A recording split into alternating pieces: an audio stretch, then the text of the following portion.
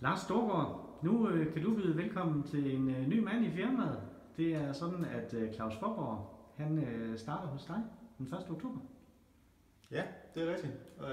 Det glæder vi os rigtig meget til at få en ny mand i butikken, som er selv entusiast og kender handelslivet i Varde og stået i butik i så mange år. Så det bliver spændende.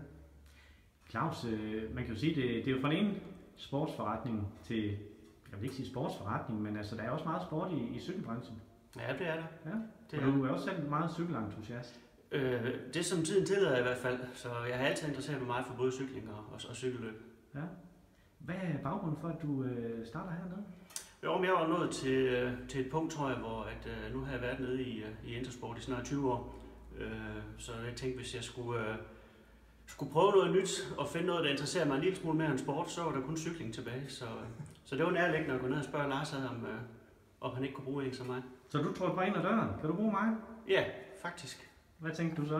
Men han har været trådt ind ad døren mange gange, så det kommer måske ikke helt bag på mig. Så jeg sagde straks ja, og det skulle vi finde ud af at have prøvet af. Jeg tror, det bliver et godt markedskab. Ja.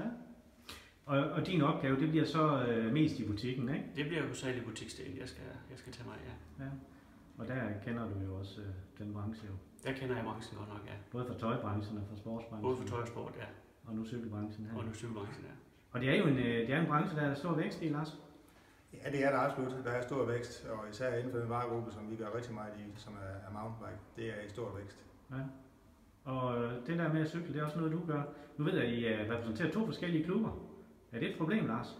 Nej, det er ikke nogen problem. Vi har et rigtig godt samarbejde, kan man sige, i Varde Cykelklubben, både Oksbøl Cykelklub og Blue Mountain, og omvendt også, tror jeg og håber. Så det er ikke nogen problem overhovedet. Har du skrevet i kontrakten, at han skal blive medlem af jeres? Nej, det har jeg ikke, men jeg må se, hvordan det udvikler sig. Men hvornår starter du så? Det gør jeg 1. oktober. Ja. Og så kan folk simpelthen bare lige komme ind og hilse på dig? Så kan de komme ind og hilse på mig, ja.